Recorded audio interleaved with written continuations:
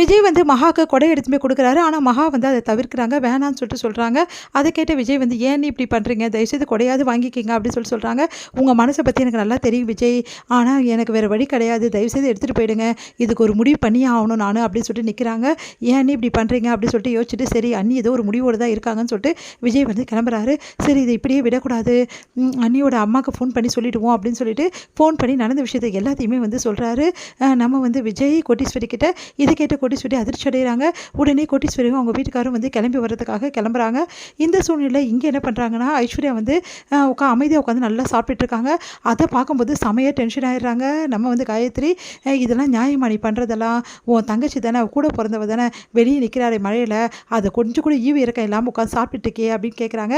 நான் புள்ளத்தாச்சி பொண்ணு, நான் சாப்பிட்டா உங்களுக்கு என்ன பிரச்சனை, நான் சாப்பிட்றதுக்கு போய் வந்து குறை சொல்கிறீங்க, அவள் திமுரு, அவள் ஓவராக பேசினா எதிர்த்து அதனால் வெளியே போய் நிற்கிறா அப்படின்னு நம்ம சொல்கிறாங்க. அதை கேட்டு வந்து காயத்ரி வந்து நீ எல்லாம் ஒரு பொண்ணா, மனசாட்சின்றது கொஞ்சம் கூட உனக்கு இல்லை அப்படின்னு சொல்லிட்டு போயிடுறாங்க. பாட்டி வந்து ராஜலட்சுமி கிட்டே வந்து சொல்கிறாங்க, இங்கே பாருமா பாவம் அந்த பொண்ணு எவ்வளோ நேரம் மழையில் நனைவா, தயவுசெய்து உள்ளே கூப்பிடுமா, நீயாவது சொல்லு சூர்யா கிட்டே அப்படின்னு சொன்னால் கேட்பான் அப்படின்னோடனே நான் அதெல்லாம் பண்ண முடியாது, அது அவன் இஷ்டம் அப்படின்ற மாதிரி சொல்லிடுறாங்க. அதனால் தாத்தா பாட்டிக்கு என்ன பண்ணுறதுன்னு தெரியாமல் தவிக்கிறாங்க. கோடீஸ்வரி வந்து மகா வந்து மழையில் வந்து நனையிறதை வந்து பார்த்துட்டு அப்படியே வயிறு எறிகிறாங்க. அவங்களால தாங்கிக்கவே முடியல. என்னடி இது கோலம் அப்படின்றாங்க. யார் உன்னை இப்படிலாம் பண்ணது அப்படின்னு கேட்டோன்னே விடுமா, நீ எதுக்குமா இங்கே வந்த அப்படின்னோடனே அவங்க அப்பா சொல்கிறாரு, என்னால் தான் இப்படிலாம் ஆயிடுச்சு இல்லைம்மா, நான் அந்த கான்ட்ராக்டை எடுத்துருக்க கூடாது அப்படின்னு சொல்லிட்டு அவங்க அப்பா மனசு கஷ்டப்படுறாரு. விடுங்கப்பா, நடந்துச்சு, நீங்கள் 2 பேரும் எதுக்கு இங்கே வந்தீங்க, நீங்கள் கிளம்புங்க அப்படின்றாங்க.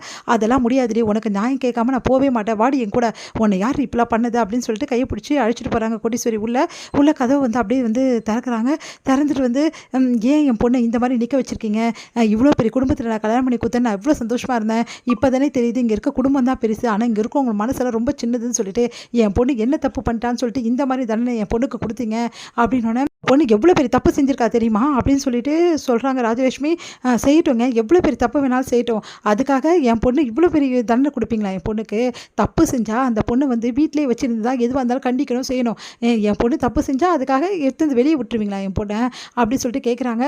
உங்களுக்குலாம் வந்து மனசாட்சியே கிடையாதா, இங்கே இருக்கிறவங்களுக்கு ஈவிரக்கம் எல்லாமே செத்து போச்சா, ஒரு பொம்பளை பிள்ளையை வந்து வெளியே நிற்க வச்சு கதவை சாத்திருக்கீங்களே, நீங்களாம் மனுஷங்களா அப்படின்னு சொல்லிட்டு கேட்குறாங்க. ஐஸ்வர்யாவுக்கு கோவம் வந்தது. உடனே ஐஸ்வர்யா வந்து பேசுகிறாங்க, ஏமா இப்படிலாம் பேசுகிறேன், உனக்கு தெரியுமா என்ன நடந்ததுன்னு சொல்லிட்டு.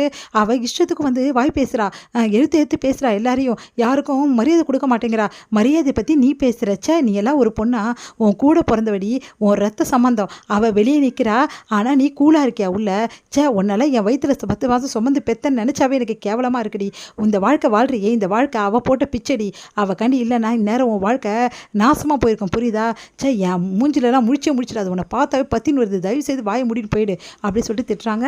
அடுத்து வந்து மகாவோட அப்பா வந்து சூர்யா கிட்ட வந்து கேட்குறாரு, என் பொண்ணு என்ன தப்பு செஞ்சா மாப்பிள்ள சொல்லுங்கள், என் பொண்ணு எதுக்காக இந்த மாதிரி வந்து வெளியே கூட்டு போய் விட்டீங்க அப்படின்னு சொல்லி கேட்டோன்னே, இங்கே பாருங்கள் உங்கள் பொண்ணு வந்து இந்த வீட்டோட விதிமுறைகளை மீறிட்டா, எங்கள் அம்மாவை ஏற்று பேசுகிறா, அதனால் அவள் எங்களுக்கு தேவையே கிடையாது, இந்த வீட்டை விட்டு முதல்ல வந்து கூட்டிகிட்டு போயிடுங்க அப்படின்னு சொல்லி சொன்னோன்னே, உடனே வந்து மாப்பிள்ள மன்னிக்க மாட்டீங்களா மாப்பிள்ள, மன்னிப்பெல்லாம் கிடையாது அப்படின்னு மாதிரி சொல்கிறாரு. கேட்டு பயங்கரமாக அதிர்ச்சி அடைகிறாரு மகாவோட அப்பா.